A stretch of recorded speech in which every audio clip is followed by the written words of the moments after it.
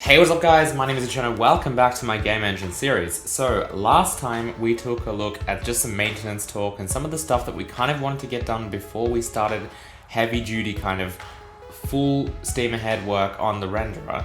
Especially because I'm getting married next week and I'm just not going to have time at all. I kind of wanted to shift the beginning of the renderer to kind of after I get married so that I can just be like bam, bam, bam, episode, and so that we can get a lot done without kind of having this huge gap. So because this is stuff that we need to clean up anyway, and because I've made some changes after talking about this with you guys, I just figured that it would be a really good spot for us to just get this done so that then later we don't have to come back and be like, oh, before we can continue, we should change this, or it'll be harder to change it in the future. We'll just get everything done right now. I think that's the best plan, even though I know that it is annoying for some that we just, I can't wait to start the renderer. Believe me, I'm one of those people. Rendering is my favorite part of this whole engine anyway. So I really want to be able to start that, but we have to get the stuff done.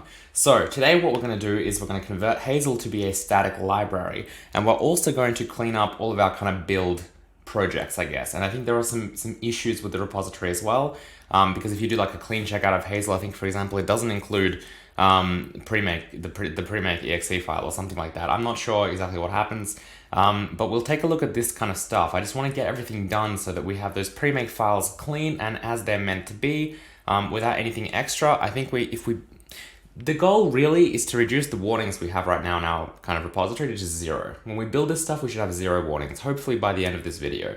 I don't think it'll take too long at all. And then the other major thing, of course, is just converting Hazel to be a static library instead of a dynamic library, because we talked about that last time. It's just going to be pretty easy to do, and it's just going to simplify the development so much. And as I discussed in the previous episode, I don't think Hazel needs to be a dynamic library. So because we've kind of lost that use case after some more design work went in, I think that it's just going to simplify everybody's lives, and in turn result in a more optimized application if Hazel actually builds as a static library and then links into the game. That's not to say, by the way, that we can't link modules in as like dynamically in the future. That's totally possible.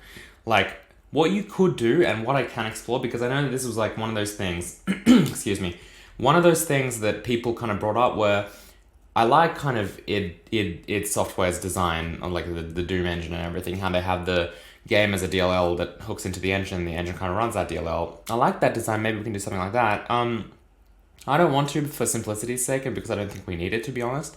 But what I won't rule out and what we definitely can do in the future is actually dynamically load a module, a DLL, which can contain C++ code that will actually be executed as part of our game loop or anything like that. That's pretty easy to do, and we can still set up DLL hot swapping if we wanted to. All of that will just work. So that's definitely something that we can do. This design, moving to a static library, does not rule out all DLLs for the future. It just means that the core Hazel library will be built as a static library and has to be statically linked into our actual application exe file. So that's the only real thing that's changing. Let's jump in and take a look at how we can do that and just in general the state of this solution. Okay, so what I'm going to do right now is just clean this whole solution and just give it a build. I reverted all of the stuff that we did last episode. You can see straight away that we have warnings like ignoring unknown option, the C11 kind of STD, and also this linking this GDI32 layer, but I don't even know where that came from, to be honest. Like, we wrote it in the pre-make, but I don't know why. We have a lot of these warnings, which is just kind of DLL interface has to be used. It needs to have a DLL interface to be used, and this is from like shared pointers essentially, just because they're like template classes. And that is causing an issue across DLL boundaries. That'll be resolved because we're moving to a static library. What else is there? So we got these warnings. This stuff needs to be fixed just by declaring, just by using this macro called CRT secure no warnings. Again, if it was our code, I'd probably use the secure version of the function, which just takes in a size for the buffer so that it doesn't overflow the buffer. But because it's not our code, it's IMGUI's code, we're going to obviously trust their code and say that it's not going to fail, because that's their kind of domain. So we're just going to enable the right macro to build their code, which should be fine.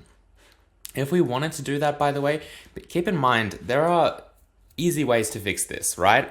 Let's take a look at, we'll take a look at these errors probably at the end because they're really simple, but I know that a lot of you might be like, And I just really want to move this over as much as possible so you guys can actually see. But a lot of you might be like, well, you know, why this whole CRT secure no warnings thing? Like, why, just because IMGUI has that, why do we have to enable that for our entire Hazel project? And the thing is, we don't, right? If you take a look at this, this file that's causing this is this IMGUI impl opengl3.cpp file. That's being built from IMGUI build.cpp, because that's our kind of Unity build file for certain IMGUI stuff. We can just define that macro there, right? And that'll be fine. We don't have to define it in the project settings, in our pre-make settings, or anything like that. We can just define it just there, right? Just in that file. And then that way, the rest of Hazel will still kind of have to, will still receive warnings if we use deprecated functions. So don't worry too much about that. Anyway, I think that's probably all the different ones, right? And when we have some kind of like, we have some runtime conflicts as well, like, you know, these linking warnings where this kind of default lib just conflicts with use of other libs. That's because these different DLL files or static libraries essentially end up using different versions of the runtime library, which I think should be resolved once we switch to static linking. Anyway, how do we switch to static linking? Well, the magic and all of the code really is inside our pre-make files. What I'm going to do here, just to make things really, really easy, is just search for all probably all Lua files or just all pre-make files, doesn't matter. And once I've got all of these, I'm just going to open them with VS Code. Okay, so now that we've got these open, we're just going to kind of sort through these. So we have GLFW, the GLAD one, the Hazel one, and the IMGUI one. I'm just going to put the Hazel one first, because it should be first. Let's take a look at what we have here. So currently, Hazel builds as a shared library. We just need to change this to say static library. And technically speaking, that is it. It's now a static library, done, right? Now, because we're linking it as a static library, we should link static runtime. We should link the runtime library statically as well, okay? So I'll just turn that on, okay? What that means is that essentially when we build our executable, it will link in its own runtime library, and that'll be it. The reason we didn't want to have this for dynamic libraries is because if we're linking dynamically, a DLL file needs to have, it actually needs to have the runtime library linked in, because a DLL file is kind of like a final product. And so because of that, if we link statically, it means at build time, every DLL that we build could theoretically have different versions of the library, and that is a huge issue. Like some might have symbols on or extra debug code, some might not. That's a huge problem. If you allocate memory with the debug version of the runtime library and then free it with the release version, that will crash your program, if not cause massive like memory corruption, because they allocate memory differently. So problems like that can arise, but if this is a static library, we can link everything statically and everything should be fine. This kind of stuff, C++ dialect, that doesn't need to be a Windows specific thing really. So I'll put it under language. So we'll have kind of location, kind, language, and then language and dialect we'll keep together, and then static runtime on. So system version latest is the only thing we have kind of under Windows, apart from defines. This post build command no longer needs to exist because we're not copying DLL files after building anymore. And the next step is going to be kind of this, all of our configurations. So debug, release, and dist. So this stuff is going to say pretty much the same. I'm just going to make these lowercase because they don't need to be uppercase, just to stick with what Premake actually recommends you do in their docs. So symbols on, meaning this will be the debug version of the library. This is kind of the same thing. I think we had, or maybe I'm wrong, but I think, yeah, we had this kind of stuff, right? Which just means like link the multi-threaded, like link the version of the library that is, that doesn't have debug symbols in it, right? And that's why we did that for release. We don't need that though, because technically, oh, look at this mess. We're about to fix this stuff, don't worry. We don't need that because if you write optimize on, that's the release version of the library. If you write symbols on, that's the debug version, okay? Of the runtime library. So that's essentially what ends up getting linked. So we have this looks great. And oh, well, of course, we've got runtime release as well, but symbols on and all of that just means that we're going to generate debug symbols, whereas here we're going to optimize that code. All right, so that's fine. Runtime defines that as well. So runtime specifically meaning the C++ standard runtime, of course, in case that's not clear. Sandbox static runtime on. And we're going to, again, move CPP dialect up here so that we have that there. This stuff looks pretty good to me. We obviously don't need any kind of DLL copying, which we don't have anyway, and everything else looks good. I might just make these lowercase as we did before. That should be it for actual Hazel, right? Done. Yeah, that looks good to me. That's all we need. Let's move on to the GLFW one. So, we're building a static library, of course. The language is C, so we don't need any kind of CPP dialect things. These are the files we're including. And then for Windows, we don't need these flags at all. They don't do anything anyway, as we saw when we built stuff. System versions should be set to latest, and static runtime should be set to on. Interesting that that was on, because that should have probably been off earlier, but anyway. We have files, we have defined specific to Windows under here, and then again, for this stuff, we really don't need this. What we do need to do is go back into here and make sure that we essentially grab these things.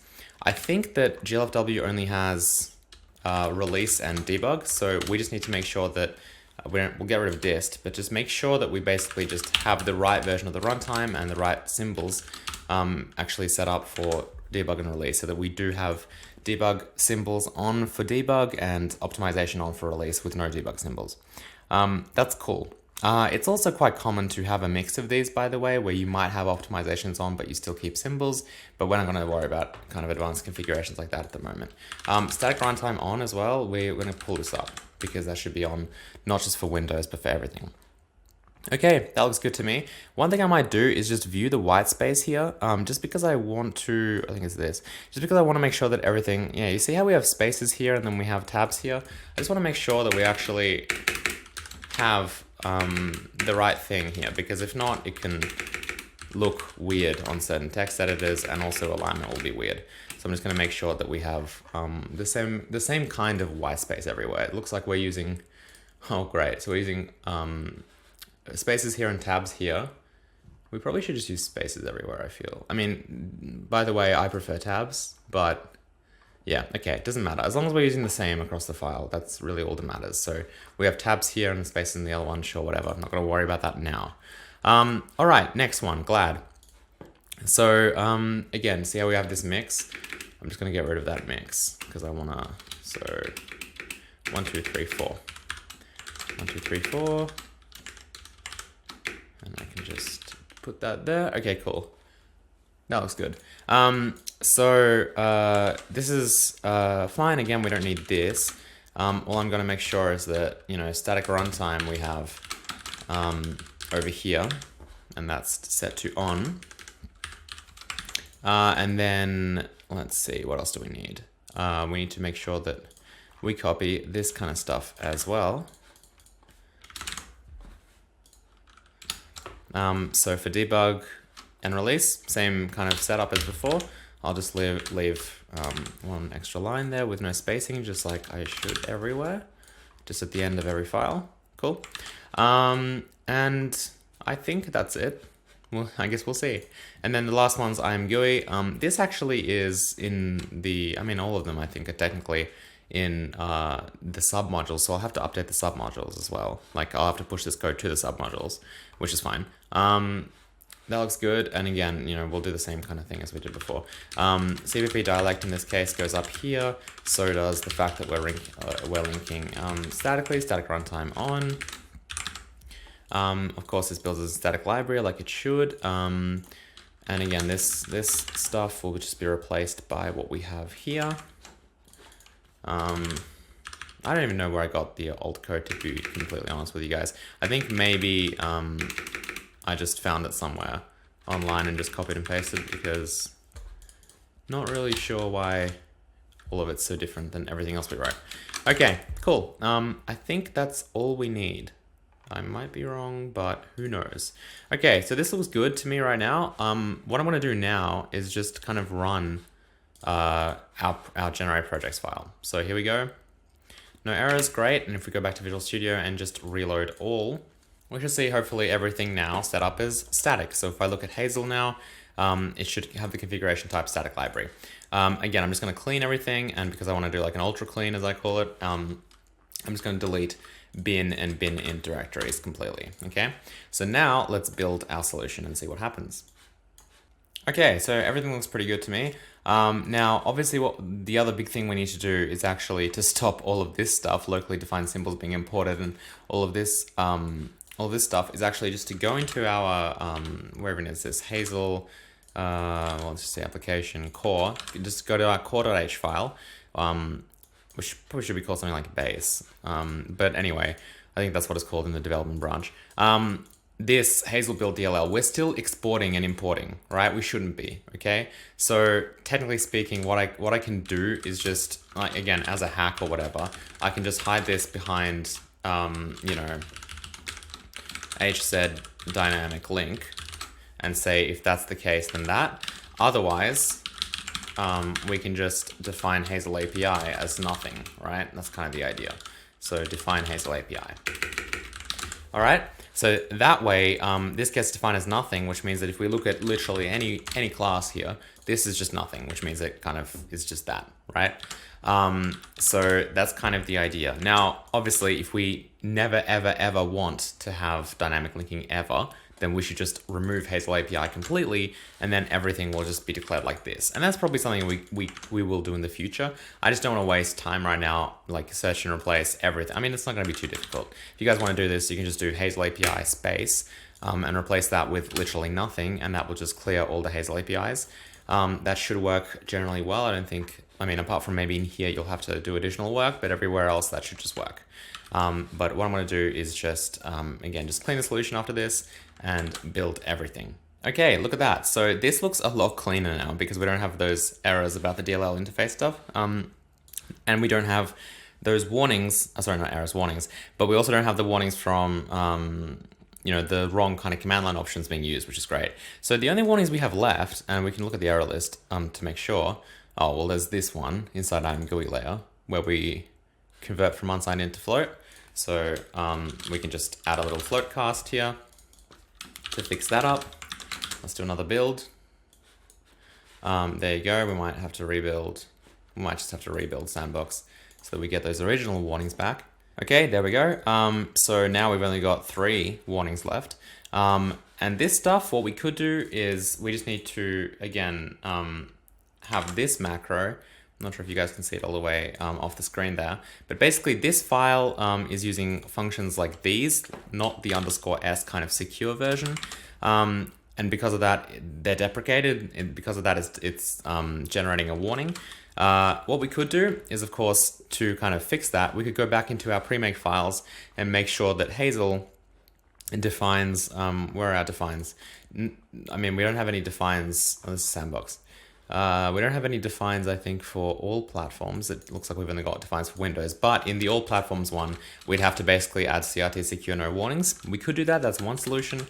But since I do want to kind of enforce that we don't have deprecated functions everywhere else, I mean, we still might, we'll see, because to be honest, I don't really use the secure versions much. I usually use the normal ones. But maybe going forward, we'll try and use the secure ones. Because of that, I can just take a look at where this file is being built from, which is imgui build.cpp, because it's like our little Unity build. That CPP file, the imgui one, isn't being built separately. Like by itself, I mean, it's not being fed into the compiler. If we go into imgui build.cpp, I can just define that here, right? And then that will obviously only apply this define for this translation unit after this code kind of gets pasted in. So that way, you know, we're not kind of deprecating it everywhere, right? Or rather, we're not allowing this code everywhere, just in this file. We're just suppressing the warning there. So I'll do a rebuild of everything now, and hopefully we should get no warnings. Okay, so somehow we still actually get them. That's interesting. We definitely shouldn't. The only thing I can think of is maybe the functions that are including them are probably coming in here. So we might have to just drag that up before our PCH file. Let's give that another build. But of course, if we do that, we can't do that because it's a precompiled header, which I forgot about. So this is actually turning into a little bit more of a problem than I would hope it would be. So I mean, it defines it here. It's supposedly supposed to define it here if we actually look at the source code, but it doesn't in this case because we've got it defined. So actually we shouldn't even need it, technically speaking, because see, now it's being defined. However, it's still causing problems. And I suspect that's because our precompiled header is already including the stuff that it shouldn't be. Or rather, it's already including functions that have that, because you can see this declaration is actually inside string.h, which of course is being included before. Like it's being included inside our precompiled header. So technically speaking, again, if I go to hzpch and before string or whatever, I define that should actually take effect here. Or maybe we'll have to define it even before that. I don't think IOStream defines that stuff. So that's a little bit weird. But if we look at this, yeah, there we go. So ImGUI build actually builds there, and we don't have anything. But unfortunately, that's kind of the same, like, we disable it everywhere, not just where it's used, which is a little bit annoying. I thought that maybe, but yeah, obviously it makes sense that it would disable it everywhere, either everywhere, not based on usage, because obviously that deprecation flag, the compiler attribute for deprecation, is actually there when the function itself is compiled. It's not used like based on templates or anything like that, like it might be. Anyway, so we either have it there, or I guess the correct thing to do in this case would actually, in fact, to go to my first, to do what I did in my first kind of solution, and that's just to add a define here for all platforms, where we just do CRT secure, no warnings. So there we go, and I'll just make sure, yeah, we've got tabs everywhere, good. And now if we just regenerate projects, go back here, reload everything, I'll clean again and do a build. We should have 0 warnings finally. And this now would probably be a good time to turn on warnings as errors or something like that if we really want to keep this building tightly, but I probably won't do that because that might get annoying. Okay, there we go. Everything succeeded. No warnings, no errors, nothing like that. Wonderful, it's nice and clean. And if we launch it, everything of course should work. And there we have it. Okay, so that is pretty much it. All right, so that's pretty much it. If you guys enjoyed the video, please hit the like button. Also, a huge thank you to all the patrons that make this series possible.